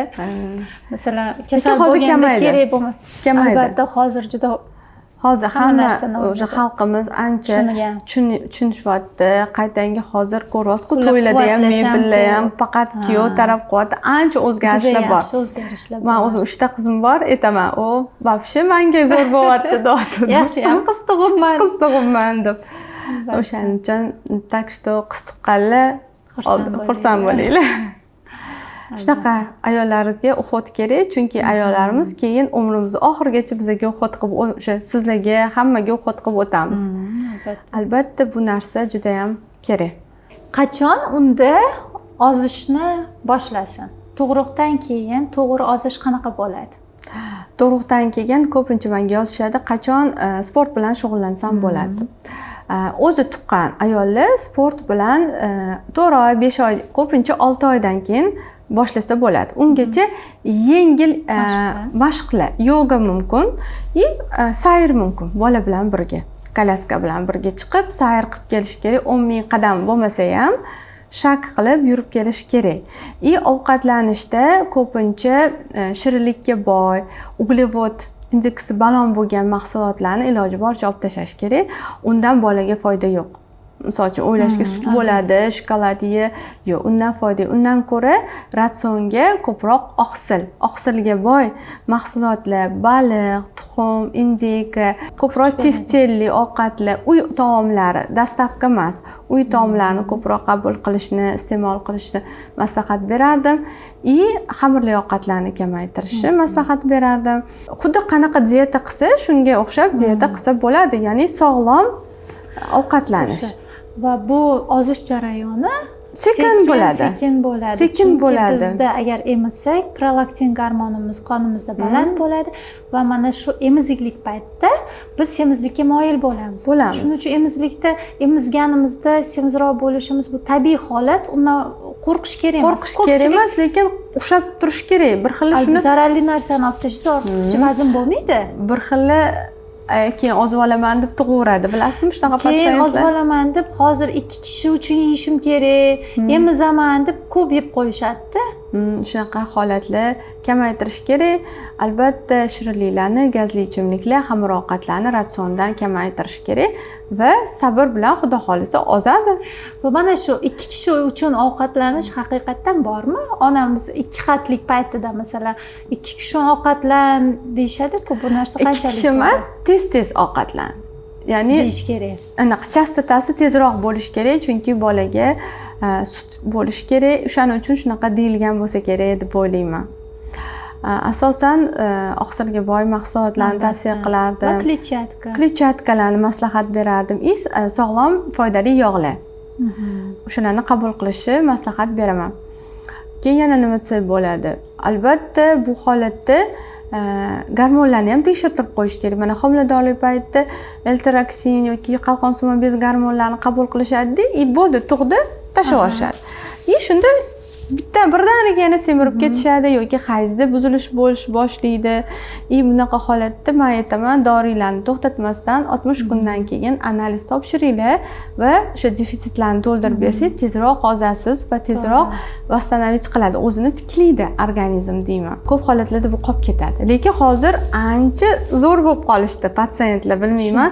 Tug'ishi bilan yozishadi. Zulxumarova qachon boring, meni vitaminlarimni yana to'g'irlab bering deshadi. Voy deyman, oldin chiqsin deyman. Bu meni xursand qilyapti hozir kunlarda. Va mana shu tug'ruqdan keyin hayz qancha vaqtda kelishi kerak? Bitta tanishim 1 yoshi 6 oylik farzandi bilan aktiv laktatsiyada, ya'ni emizishda hali hayz ko'rmagan. Normasi qachon? Normasi laktatsion aminoriya bu 1 yilgacha deyiladi. 1 yil, 2 oy bo'lishi mumkin. Уже qarang, biz boshida har 2 soatda, har soatda emizamiz. Bunaqa holatda prolaktin baland bo'ladi. Keyin уже 6 oydan keyin qo'shimcha ovqat qo'shish boshlaymiz. Bu paytda bizda prolaktinni anaqasi pasayishi boshlaydi va ayol hayz ko'rishga tayyorlanishi boshlaydi. Shu paytda ko'p holatlarda homiladorlik bo'lib qoladi, ya'ni hayz ko'rmasdan homilador bo'lib qoldim deyiladi ayollar. 1 yildan keyin buni titri tushib bizda homiladorlik ham bo'lishi mumkin va hayz to'laqonli to'g'ri kelishi boshlaydi. Kimda kim 1 yildan oshib ketdi, 1,5 yilda уже hayz kelmayotgan bo'lsa, bu уже noto'g'ri. Defitsitlarni to'ldirishga, chunki o'zi emizish kelmaydi-ku, lekin emizish to'xtatmasdan emizish ham noto'g'ri, chunki bu paytda bolaga уже qo'shimcha ovqat va qo'shimcha ovqat berish kerak va emizishni kamaytirish kerak. Chunki follikulyar kistalar ayollarda nimaga bo'ladi? Ko'pincha mana shu katta paytida emizish. Katta payt keyin fibroadenomalar, mikroadenomalar nimadan bo'ladi? Uzoq muddat o'zingiz bilasiz, emizish sababli. O'shaning uchun hamma narsani normasi bor. Shu yerda shunaqa tushuncha borki, uzoq emizish yaxshi deb, ba'zi holatlarda 3-4 yoshgacha emizishadi. bu narsa aslida organizmga zarar bo'lib qolishi mumkin. Bu ko'p holatlarda prolaktin baland bo'lganda bizada kalsiy fosfor almashinuvida o'zgarish bo'ladi. Ya'ni kalsiy estrogenlar kamayganligi hisobiga suyaklarda kalsiyning so'rilishi kamayadi va bu holatda ko'pincha emizikli va to'g'ri holatda tishlar to'kilishi, suyaklarning g'irchillashi, sinishlar ko'p uchraydi. Qancha ko'p emizsangiz, shuncha suyakni plotnosti kamayadi va bizda tezroq osteoporozga olib keladi. O'shaning uchun birinchi navbatda osteoporozni birinchi riskda ayollarda, ko'p emizgan ayollar turadi. Ya'ni uzoq muddat emizganda estrogen miqdori kam va kalsiyli so'rilishi kam bo'ladi. O'shaning uchun ayollarimiz me'yorda emizishni tavsiya qilardim. Yana bilamanki, mana shu ginekologga ba'zida savol berishadi. Homiladorlikda jinsiy hayotning o'rni bu qanaqa bo'lishi kerak? Homiladorlik zararli emasmi? Homiladorlik bu fiziologik holat hisoblanadi. Agar vrach tarafdan hech qanaqa qarshi ko'rsatmalar bo'lmasa, ya'ni ko'chib qolishi, tushish xavfi bo'lmasa, bemalol mumkin. Men mumkin deb aytaman. Agar qarshi ko'rsatmalar bo'lsa, qanaqadir tushish xavfi bo'lsa, unda ma'lum bir muddat to'xtatib turish kerak deb bilaman. Lekin bir xil qo'rqqandan 9 oygacha aloqa bo'lmagan patsientlar bor. Bu oraliqdagi munosabatni buzadi deb o'ylayman. Bu narsa yaxshi emas. O'shaning uchun mumkin. Hozirgi kunda onkologiya kasalligi birinchi o'rinlarga chiqyapti. Bu hayot sifatini buzilishi, hattoki erta o'lim sababi onkologiya bo'lyapti. Ayollarda bor o'sha ko'krak bezi saratoni va bachadon bo'yni saratoni. Nima uchun bunchalik ko'p? Albatta to'g'ri savol. Hozir bachadon bo'yni raki juda ham yoshargan. Bu hali aytib o'tirgandek gormonal birinchi sababi uzoq muddat yallig'lanish va gormonal fonning buzilishi. Ya'ni estrogen miqdorlarini oshib ketishi. Estrogenni bilasiz, bu o'stiruvchi gormon hisoblanadi. Bir tarafdan chiroyli bo'lamiz, ko'zamiz tiniq, chiroyli bo'ladi, lekin proliferatsiya bo'ladi, ya'ni o'sib ketish mumkin. Ko'p holatlarda o'sish prosesslari estrogenning miqdori gormonal buzilishga bog'liq bo'ladi. Tug'ruqdan keyingi mana shu bachadon bo'yni shikast yetish. Ya'ni bolani boshi tug'ilgandan keyin o'tda sheykani o'zini ma'lum bir holatini buzilishi. Erozivniy ektropion deyiladi. Bunaqa razriflar hisobiga bo'ladi. Ko'p holatlarda keyin tug'ma ektopiyalar ham bo'ladi. Ya'ni qizlarda matkada bo'ladigan silindrik epiteliyni mnogosloyniy tashqi tarafda turadigan epiteliyada joylashib qolishi. Bunaqa holat ham bo'lishi mumkin. Ko'p holatlarda ayollarimiz ko'pincha chiqishmaydi. Kresloga chiqishdan qo'rqishadi yoki xohlashmaydi. Menga kelgan patsientlar shotga chiqmay, shotingizga chiqqim kelmaydi, lekin eng katta profilaktika bu o'sha immuniy kresloda ko'rish.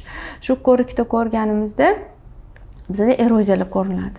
Eroziya deganda bu xalq tilida eroziya, lekin ilmiy tilda o'sha erozivniy ektropion shunaqa turlari bor. Bunaqa holatda nimaga rak bo'ladi? Ko'pincha papilloma virus tushib qoladi. Jinsiy yo'llar orqali yuqadigan virus hisoblanadi. Virus papilloma shu tushishi orqali bizda tabiatda shunaqa narsa bor. Shilingan joy tiklanadi, to'g'rimi? Tabiat tarafdan tiklanishi boshlaydi. Tug'ruqdan keyin ham bizda razrif bo'ldimi, u tiklanishni boshlaydi. Shu tiklanish jarayonida agar bizda virus papilloma tushib qolsa, bu yerda kletkalarning kodlanishi o'zgarib ketadi. Ya'ni rakoviy to'qimalarga o'zgarib ketadi. Endi savol bo'lishi mumkin. Agar ayol kishi necha yil o'zini ko'rsatmasa, rak bo'lishi mumkin.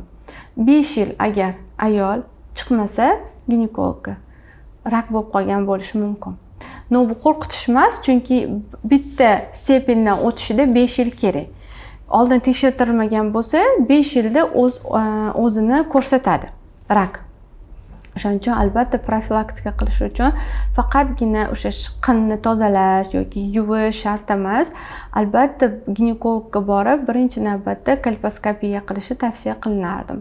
Kolposkopiya o'zi nima? Kolposkopiya bu bachadon bo'ynini 50 marotaba yaqinlashtirib ko'rsatadi. va bundagi o'zgarishlarni ko'radi. Bunda misol uchun faqatgina выделениyalarni davolash emas, undan so'ng oxirgi yetkazib qo'yish kerak. Mana birinchi выделенияni oldik, davoladik, keyin bo'ldi, xayr emas. Oxiri bu pap test. Ya'ni pap test va virus papilloma человекani onkogen tiplariga tekshirib qo'yish kerak. Pap test, sitologiya bu o'sha hozirgi sheykani holatini aytib beradi. Hozir sheyka qaysi holatda? Buni ham darajalari bor, rak ham CIN1, CIN2, CIN3 deyiladi. O'sha holatga o'tmaganmi? Agar o'sha holat birinchi CIN1, CIN2 ga o'tishi uchun 5 yil kerak. Shu holatdan o'tib ketmasligi uchun bizda har yil 30 yoshdan oshgan ayol yoki turmush chiqqan qizda eroziya bo'lsa ham pap test yoki sitologiya topshirishi, kolposkopiya qilishini tavsiya qilardim. Chunki bachadon bo'yni raki hech qachon o'zini men borman demaydi, oxiri qon ketadi. Simptomsiz bo'ladi va birinchi simptomi aloqadan keyin qon kelishi. O'shaning uchun ko'p holatlarda shamollash, ya'ni yallig'lanish bo'lganda ham bo'ladi. Qo'rqib ketmanglar, lekin bu birinchi zvonok bo'ladi ginekologga chiqish. Keyin mana hozir eng oxirgi svejiy tadqiqotlarni ko'rib chiqadigan bo'lsak, bachadon bo'yni raki asosan mikrobioma vлагалищini buzilishdan kelib chiqayotgan ekan. Ya'ni bizga kerak bo'lgan laktobatsillalar bor. Молочный kislota ishlab chiqaradi, bizani o'sha qinimizni pH'ini to'g'irlab turadi.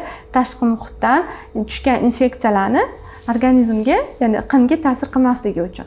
Lekin juda ham ko'p antibiotiklar qabul qilinishi, ichak faoliyatini yaxshi emasligi, zamburug'lar ko'p bo'lishi oqibatida bizda qinda ham mikrobiomasi buzilib, disbioz holatlarga olib keladi.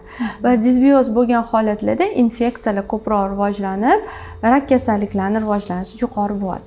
O'shaning uchun yosh bo'ladimi, katta bo'ladimi farqi yo'q. Ayniqsa kimdadir onkologiya bo'lgan bo'lsa, u 2 marta ko'proq tekshirtirish kerak. Lekin profilaktika jihatidan 1 yilda 1 marta albatta pap test, shu aytganimdek tekshiruvlarni o'tkazishni tavsiya qilardim.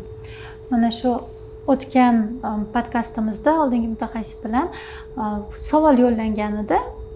Kuzatuvchilardan aynan jinsiy aloqadan keyin qon ketishi. Mana javobini oldim va bunday bemorlarimiz zudlik bilan murojaat qilishlari kerak. Har doim ham rak emas, oldini olamiz. Tekshirish kerak. Birinchi xavfli narsani исключить qilamiz, qolganini davolaymiz. Xudo xolisa. Klimaks davri yoshargan. 35, 40, 42 yoshlarda hayz to'xtayapti. Buni asosiy sababi nima? Bu normami? Hozir bundan ham yoshartirib beraman sizga. Patsientlarim bor, bittasi Farg'onadan bo'lganlar, hali ham borlar, 17 yoshli qiz. Ya'ni ayol kishini rezervi uni yoshini aytaveradi. Ya'ni sen menga rezervingni ko'rsat, men seni necha yoshligingni aytaman deyiladi. 17 yoshli qizlarda ham o'sha tug'ma rezerv kam, ya'ni 3 ta 2 ta. Xumdonda folikular yo'q. Hayzi kelmayapti. Hayzi ham yo'q. Hayzi kam kelyapti. 3 oyda bir kamay, boshda yaxshi kelgan. Bularga aytamiz, maslahat beramiz, tezroq turmushga ber. Chunki turmushga bermasa, ertaga eko ham yordam bermaydi. Lekin ularga bu stress tushunmaydi. Qanaqa qilib sevmagan insonimga tez turmushga chiqaman? Qanaqa o'qishimni bitirishim kerak degan savollar bo'ladi. Albatta buni oldini olish uchun sal boxliroq tekshirtirsa, endi hech narsa qilib bo'lmaydi-ku, lekin rezervi kamaytiradigan risk omillarini kamaytirib tursa, uzoq muddat saqlab qolish mumkin. Qanaqa? Eng asosiy sabablardan biri bu insulin rezistentlik. Insulin rezistentlik bor bo'lgan ayollarimizda bizda rezistent bo'lib qoladi tuxumdonlarda ham. Shunaqa holatda rezerv kamayishi, keyin endometrioz holatlarida ham rezerv kamayishiga olib kelishi mumkin. Hozir endometrioz ham juda yoshargan qizlarimiz, yosh qizlarda ham uchrashi mumkin. Ya'ni o'sha hayzdagi og'riqlarning asosiy sababi qizlarda endometrioz holati ham bo'lishi mumkin. Klimaks yoshargan, normada klimaks 45 yoshdan katta 54 yoshga bo'lgan ayollarda bo'ladi, lekin klimaks oldi holatlari уже 35 yoshdan keyin ham ko'proq uchrashi mumkin. Endi biz nima tavsiya berardik? hozirgi kunga kelib hali tuxumdonni rezervini ko'paytiradigan dori chiqmagan, lekin uni holatini asrab qolish mumkin faqat sog'lom turmush tarzi bilan. Ya'ni o'sha bizani mashhur bo'lgan 10 ming, 15 ming shagimiz orqali tuxumdonlarni qon aylanishini yaxshi qilishimiz va vesni kamaytirish orqali biza tuxumdonlarga ancha yordam bersak bo'ladi. Defitsitlarni to'ldirgan holatda. Juda ko'pchilikka qiziq bo'lgan savol kontratsepsiya. Ya'ni o'sha homiladorlikdan keyinmi, umuman saqlanish usullarini qaysi birini tanlashni bilmaydi. Mutaxassis sifatida nima maslahat berasiz? Spiralmi yoki dori vositalarini qabul qilgani yaxshimi? Bu juda ham ko'p mavzu, katta mavzu. Buni menimcha bitta podkast qilsak bo'ladi. Chunki saqlanish usullari juda ham ko'p, lekin hech qaysi 100% emas. 100%ligi saqlanish usuli yo'q. Bu aloqa bo'lmasa homilador bo'lmaydi. 100% shu. Qolganlari hammasi 98-97% bo'ladi. Hammada har xil. Misol uchun qo'shningiz unaqa dori ichgan bo'lsa, siz shu dori to'g'ri kelmasligi mumkin. Chunki gormonal preparatlarni pokazaniyasidan, ya'ni tavsiyasidan tashqari juda ham ko'p qarshi ko'rsatmalari bor. Asosan kimga mumkin emas? Sahrli diabeti bor. Og'ir daraja bo'lgan insonlarda, avlodida tromb bo'lgan, tromboemboliya holatlari bo'lgan kasalliklarda yoki trombofiliya kasalligi bor ayollarimizda, bizda bu varikozi bor ayollarimizni ma'lum bir og'ir darajalarda mumkin emas bo'ladi. Keyin bundan tashqari spiral ko'p holatlarda ko'plarga spiral ham yallig'lanish chaqirishi mumkin. Turli xil spirallar bor, gormonal spirallar. Bularning ham hammasi har bitta inson uchun alohida ko'riladi. Ya'ni kelganda kimga nima tushishini uni anamneziga qaraladi. Shunga qarab uni bersa bo'ladi. Keyin hozir plasterlar chiqyapti, implantlar. U implantlar ham gormonal preparat hisoblanadi, faqat ma'lum bir muddat o'zini organizmda chiqib turadi. Boshqa gormonlardan farqi yo'q, baribir ham shu gormonli vazifasini bajaradi. Keyin yana bitta saqlanish usuli o'sha prezervativlar orqali saqlanish. Bu ham yomon usul hisoblanmaydi. Misol uchun prezervativ uzoq muddat qo'llagan insonlar savol berishadi. Bu zararmi organizmga deyiladi. Hech qanaqa zararli yo'q. Agar o'zi sifatsiz bo'lib yirtilib ketmasa, homiladorlik bo'lib qolishdan tashqari boshqa zarari yo'q deb o'ylayman. To'g'ri, bu ancha katta mavzu. Agar mana shu kontratsepsiya usullari, ularni foydasi, zararlari haqida to'liqroq ma'lumot olish xohlasanglar, yozinglar va mutaxassisimiz bilan alohida chuqurroq bu mavzuda yana gaplashamiz. Alohida turlari, kimga mumkin, kimga mumkin emas, bu juda ham katta. Ko'pchilik qiynaydigan mavzu. Albatta, bunda zo'r maslahat berardim. Hech kim bilan maslahatlashmasdan vrachga borish kerak. Vrachda sразу yozdirish kerak emas. Albatta analiz topshirish kerak. Qon quyuq kerakligini tanlash kerak. Chunki kommentariyada ham yozgani bilan uni siz ko'rmaganingizdan keyin to'liq javob bera olmaysiz. Mana hozirgi kunda juda ham ko'p endometrioz, adenomioz, miomalar ko'payib ketgan, yosharishi boshlagan, to'g'rimi? Ayollarimiz bunday holatda nima qilishlari kerak? Albatta bu holatda sababi birinchi navbatda ikki xil sababi bor. Birinchisi kuchli yallig'lanish, ya'ni uzoq muddat yallig'lanish oqibatida bo'ladi. Ikkinchisi gormonal buzilish, ya'ni progesteron bilan estrogenning miqdorini o'zgarishi. Asosan estrogen miqdorini oshib ketishi hisobiga bo'ladi. Bularning asosan sababi hozirgi kunga kelib bizda jigar faoliyati, ya'ni jigar detoksikatsiyasining buzilishi oqibatida ksenoestrogenlarning ko'payib ketishi. Ksenoestrogenlarni o'zi nima bu? Organizmda hosil bo'lgan estrogen metabolitlarni estrogen retseptorlariga borib qaytadan stimulyatsiya qilishi. Bu nima degan? Normada bizda jigar orqali kerakmas estrogenlar chiqib ketishi kerak.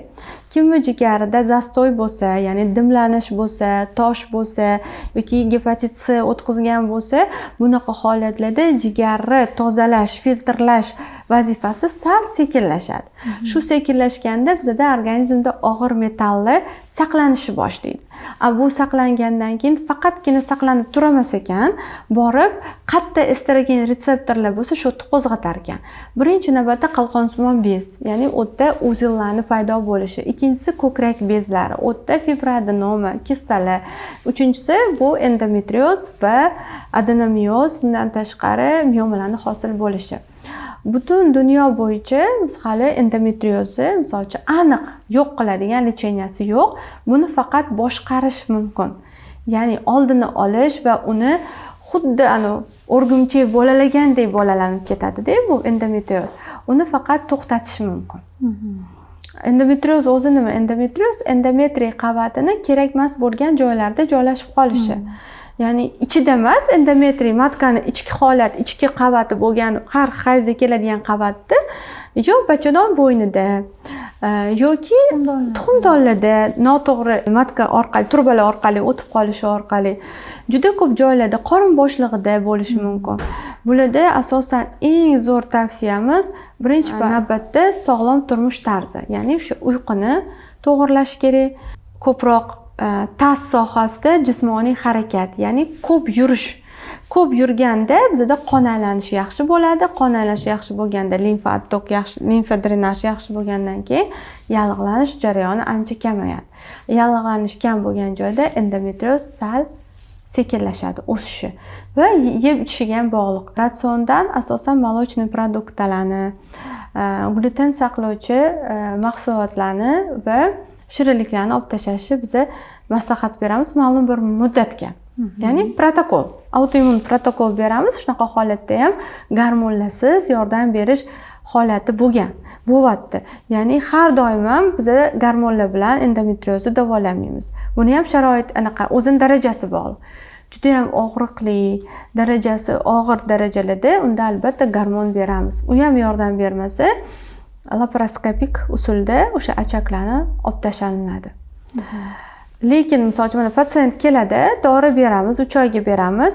3 oyda tuzalmaydi. Uni sizlar yaxshi tushunishingiz kerak. Bu bir umrlik sizni o'zingizga bo'lgan uxotiz deymanmi, nima deyman. Doimo uyquni to'g'irlashib yurish kerak shu ayol. Ya'ni ko'kragida muammosi bormi? U har doim vaqtida uxlash kerak. Doim to'g'ri ovqatlanish kerak. Stressni kamaytirib turish kerak. Mana bugun bordim, bo'ldi. Xayr, 3 oydan keyin kelmaslik emas. Bir umrlik anaqa challenge deydimi? Bir o'ziga qo'yib qo'ygan maqsad bo'lishi kerak. Sog'lom bo'lish uchun. Chunki u orqaga qaytmaydi hech qachon endometrioz. Faqatgina rivojlanadi. Bu 3 oylik biza bergan dori bilan tuzalib ketmaydi hech qachon. Bu biza faqat uni bitta reelsga solib beramiz. Reelsga solib beramiz. Mana bu mumkin, mana mumkin emas, mana bunaqa qilsang. O'shaning uchun avvalambor kuzatuvchilarga aytgan bo'lardim. Sog'lom turmush tarziga rioya qilish kerak. Vaqtida uxlash kerak. Stressdan o'zingizlarga bitta chegara qilib qo'yinglar deyman. Qanaqa chegara deyshadi? Qanaqa deyman? Misol uchun rak bo'lib qolsa, misol uchun sizga stress mumkin emas desa, yo'q bo'ldi, qilmayman, bo'ldi deysiz-ku, xuddi rak bo'lib qolguncha biz o'zimizga qanaqadir daraja qo'yish kerak. Biron bir narsaga qabul qilish, misol uchun shukr qilish kerak deymiz. Ya'ni bizani granitsa, shaxsiy granitsa qilib qo'yish kerak stressga deyman. Hamma narsaga kuyda pushti bo'lib, siqilib, kiyimingiz ola olmasangiz siqilib, to'yga boshqa kiyim kiysangiz hamma narsaga siqiladi ayollar. Shu siqilishlarni kamaytirish kerak. Shukurni ko'paytirish kerak desam ham bo'ladi. Unda oddiy qilib aytganda, hamma narsaga stress bo'laversa, unda kutavering. Bittada fibroadenoma, bittada qalqonsimon bezda tugun, mioma. Shu bilan juda ham ko'p buket kasalliklar aniqlanadi va bu tushkunlikka olib keladi. O'shaning uchun birinchi narsa biza stressga yo'q deymiz. Chunki aytishingiz mumkin, qanaqa qilib, hamma yoq stress-ku. Конечно, bilamiz, stress bor, lekin bu stressga turib bera olishlik bu bizada endokrinologlarni, ginekologlarning ishi, ya'ni defitsitlarni to'ldirib berish kerak. Sog'lom turmush tarzi yordam bersak, shundan yengilroq o'tishga yordam beramiz. O'shaning uchun shaxsiy chegara qo'yib qo'yinglar stressga. Asosiy siringizni aytib o'tdingizda, men sizni kuzatganimda, siz bilan yaqinda suhbatlashganimda shuni o'zimga bildimki, sizdagi ayollik energiyasi, ayollik jozibasini men sezdim. Va men mana shu narsaga, chunki tibbiy bilimni haqiqatan hozir ayollarimiz internetdan ham olishadi ma'lumotlarni, to'g'rimi? Lekin mana sizni mutaxassis sifatida chaqirganim sizdagi holatingiz, sizdagi ichki sakinatingiz, ayolligingiz. Men siz bilan mana yaqinda suhbat bo'lganimda siz ayolligingizni sezdimda. Ko'p ayollarimizda mana shu narsa yetishmaydi. Qanaqadir erkaklashib ketganmiz, yo energiyaga sizda mana shu balans borda. Mana shu estrogen miqdori yuqoriroq.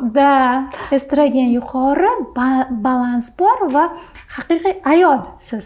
Mana shu narsaga yaqinlashishga, mana shuni sirini bilishga ham harakat qildim va bitta qanaqadir ma'lum darajasi ichki sakinat, shukurda bo'lish, to'g'rimi? Stressdan uzoqroq yurish. Shaxsiy chegara qilib qo'yishga, даже homiladorlarimga aytaman, stress qilsang, bolangga aytib qo'y deyman. Asalim, hozir adingga bitta yig'lab beraman, senga ta'sir qilmasin. Bu men aldayotgan bo'laman degan deyman. Voy suqmor, bu qanaqa deydi. Chunki bola sezadi. Chunki bizda yig'lashni yaxshi ko'ramiz homilador bo'lganda, erkalanishni yaxshi ko'ramiz. Misol uchun ayollar yig'lashni yaxshi ko'radi. Homiladorlik paytida bu o'zi shunaqa gormonal holat, shu paytda bolaga ta'sir qiladi bu narsa. O'shaning uchun men o'zimni 3-farzandimda shunaqa derdim bir xil paytlarda yoki bitta narsa bo'lsa, hozir aldakasim yig'ladim. Lekin sen ta'sir qilmasa, prosta adingga shunaqa erkalanamiz derdim. Ya'ni odam shaxsiy stressga chegarasini bilish kerak. Voy siqilish kerak ekan deb hamma narsaga siqilish kerak emas. To'g'ri, hamma yoqda stress, lekin chegaranglarni bilinglar deyman. Va yana bitta siringizni aytmoqchiman. Bu endi meni qarashimda adasi yaxshi ko'rgan qizlar baxtli bo'ladi hayotda deyishadi, to'g'rimi? Men shu narsani ham sezdimda, otangiz bilan munosabatda qanaqadir mehrga, sevgiga to'yingan ekansizda. Bu narsa o'sha ertaga turmush o'rtog'idan mehrni talab qilib urushmaslik, to'g'rimi? E'tibor bermayapsan, boshqa deb o'zini stressga qoldirmaslik. Bu narsa ichki to'yinishimiz. Bunda otalarimizni ham, ya'ni ayol salomat bo'lishi, qiz bolamiz sog'lom bo'lishida otamizni o'rni katta, to'g'rimi? Chunki ko'proq yaqin bo'lish kerak ota bilan qiz bola. Ko'p mehr olmasa, ko'p erdan talab qiladi deyshadi-yu. Biz adam bilan juda ham yaqinmiz, yaqin munosabatda. Men shuni sezdim. 5 yoshli qiz qanaqa bo'lsa, xuddi shunaqa. Endi shuni aytganimning sababi qizlarimiz ertaga baxtli, sog'lom bo'lishi uchun ham hozir turmush o'rtoqlarimizga yaqinroq bo'lsin, o'sha adasiga ko'proq bizani qo'limizda-ku aytishimiz. Otani o'rni bo'ling, mehrli bo'ling, shirin gapiring, qiz bolaga bu narsa kerak. Keyin birovdan eshitib unga yolg'onga aldanib qolmasin degan. Kutuvli bo'lmasligi, har xil depressiyaga tushmasligi uchun ota bilan munosabat juda muhim deb bilaman. Ilohim umrlari uzoq bo'lsin. Meni hayotimdagi deydimi, ishimdagi ustozim deb bilaman. Nima bo'lsa, psixologimlar. Nimadir bo'lsa ularga aytaman, ular aytadi, "Sen meni psixologimsan" deydilar. Bir-birimizga psixolog bo'lib yurish nasib qilsin, ilohim. Shunaqa. O'sha uchun shunga ham ahamiyatli bo'lishimiz kerak. Qiz bolalarimiz otasi bilan yaqin bo'lsin, mehrli bo'lsin, to'g'rimi? Aytishadi-yu, otasi bilan munosabati yaxshi bo'lgan insonlar auditoriya bilan yaxshi ishlar ekan. Baland ovozda gapira oladigan, demak o'ziga ishonch baland. Ishonch bo'ladi. Chunki otasi bilan munosabati yaxshi bo'lmagan insonlarda test o'tkazishgan ekan, ovozi juda ingichka.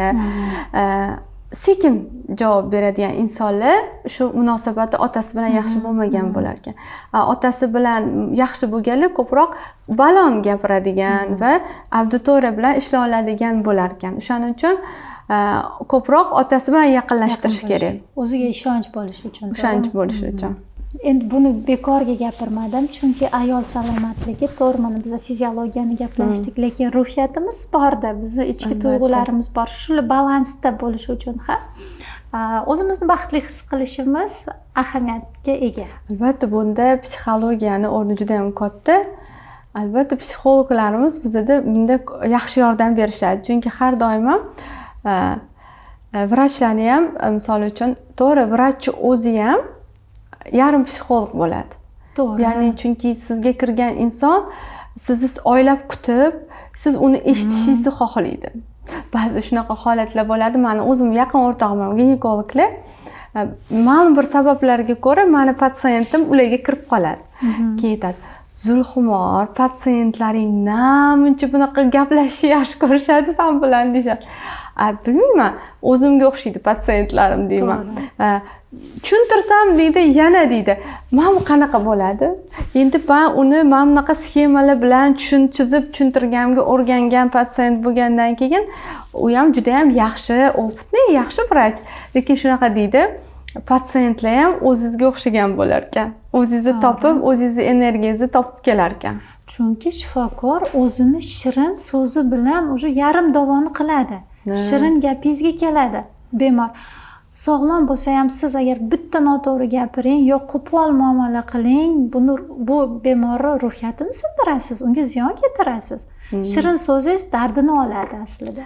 Albatta, bu zo'r, to'g'ri aytyapsiz, lekin shu holatda ko'p aytadim patsientlarga, buni suiiste'mol qilish kerak emas. Ya'ni ko'p energiya baribir bizda patsientlarga ketib qoladi-da. Shunaqa holatlar bo'ladi. Ko'pincha Telegram orqali bo'ladi. Bunaqa holat, misol uchun, mana shunaqa muammo bo'lyapti deyishadi-da. Doktor bilasiz-ku, xavotir oladi. Yozishsiz javob yozishmaydi. Mana misol uchun mana kecha bo'layotgan holat, mana bunaqa narsa toshdi, mana bunaqa dori. Xo'p, yaxshimisiz? Keyin mana bunaqa boring dedim. Keyin o'sha qayta nomer telefon qilinadi, olinmaydi. Keyin kechki payt SMS, uzr ololmadim. Kun bo'yi vrach sizni o'ylaydi. Nima bo'ldi ekan bu? Chunki to'g'ri, ishimiz ko'p, lekin bu narsada mas'uliyat his qilish kerak. Biz javobgarmiz. O'shaning uchun bolalarimizdan ko'ra ko'proq sizlarni o'ylaymiz. O'shaning uchun albatta mas'uliyatli bo'lish kerak. Keyin yana bitta narsani aytmoqchi edim. Patsientlar ayniqsa psixologiya bilan keladi-ku, vrachdan vrachga o'tadigan patsientlarga maslahat berardim. Birinchi navbatda yaxshi vrach, yomon vrach yo'q. Lekin uni o'sha kvalifikatsiyasiga qarab sizga kerakli vrachni topish kerak. O'sha vrachdan ketish kerak emas, iloji boricha. Agar u vrach o'zi sizga o'zini anaqa bilimi yetmasa, ma'lum bir narsaga o'zi jo'natadi sizni o'sha kerakli insonga. Lekin undan bunga o'tib ketsangiz, yana boshdan boshlanadi. Hamma narsa bu yerda yana keyingi mablag', yana shunaqa narsa, keyin doktorlarga ishonch qoladi, buziladi, yo'qoladi, keyin ko'p pul ketadi. Birinchi ko'rgan anaqangiz vrachingiz baribir sizni yaxshi biladi deb o'ylayman. O'shaning uchun bir patsientlar menga boshqa vrachlardan kelsa, o'ziga jo'natamiz. Juda ham yaxshi davolaganlar, sizni o'zlariga boring deymiz. Ba'zi holatlarda menda ham bo'ladi. O'zimni dugonalarim, reproduktologlarga, ekolarga ham jo'natamiz. Chunki men eko qilmayman. Hamma narsani bitta inson qabul olmaydi, ham endokrinologiya, ham bunaqa. Lekin o'sha vrachchi o'zi jo'natadi. O'shaning uchun juda ham sabrli bo'lishni tavsiya qilardim. Keyin davolanishda ko'p qirrali taraflarni qarash. Qanaqa? Faqatgina yallig'lanishini tuzatib, obработка olish emas. Men aytamanki, 1 tonna shar deyman, besploziyaning lecheniasi shar, shu shari hammasini ushlash kerak. Bittada bu degani qalqonsimon bez, trubalarni ochiq yopiqligi, qon quyuq suyuqligi, hammasini baravar tekshirtirib qo'yib yuborish kerak emas, qachon Alloh bermaguncha. Bittasini qo'yib yuborib, ikkinchisini qo'yib yuborsangiz, keyingi joyga borgan yana boshdan yig'ish kerak bo'ladi bu sharlarni. O'shaning uchun keyingi vrachga boryapsizmi, shu sharlaringiz bilan boring. Mana, endi nima qilamiz? O'shaning uchun bu maslahatlar ham menimcha foydali bo'ladi. Bugungi tashrifingiz uchun, maslahatlar uchun sizga kattakon rahmat deyman. Bemorlarimizga qandaydir foyda keltirsak, biz o'zimizni baxtiyor his qilamiz. Va shu o'rinda sizga murojaatim, qanday mutaxassislarni ko'rishi, ularni tinglashni xohlardinglar, qanaqa muammolar sizda bor va ularga yechim bo'lishi uchun sizga kim kerak, qaysi turdagi mutaxassislar kerakligini agar izohlarda yozsangiz, albatta mana shu ekspertlarni eng zo'rini, eng saralisini tanlab sizlar uchun foydali suhbat qilishga harakat qilamiz. Albatta, rahmat sizga ham mana shu podkastga chaqirganingizga va shu podkastga chaqirganingizda juda ham xursand bo'ldim. Juda ham uzoq viloyatdan kuzatadigan bemorlarimiz uchun ham juda ham bu foydali bo'ladi va shu o'rinda bitta narsani aytmoqchi edim. Har bitta ayolning sog'lig'i buni eriga yoki adasiga yoki tashqi insonlarga bog'liq emas, insonning o'ziga bog'liq. Agar ayol kishi o'zi sog'lom bo'lishni xohlasa, hech kimga yuklamaydi va siz shunaqa bo'lganingiz uchun men shunaqa bo'ldim demaydi. O'zini qo'lga olib, hamma narsasini to'plab, albatta vrachga boradi. Shundagina biz sog'lom ayol bo'lamiz va bizdan so'ng sog'lom farzandlar tug'iladi. Shuning uchun hammangizga rahmat. Albatta bergan maslahatlarimizga amal qilasizlar degan umiddaman. Rahmat, salomat bo'ling. Rahmat.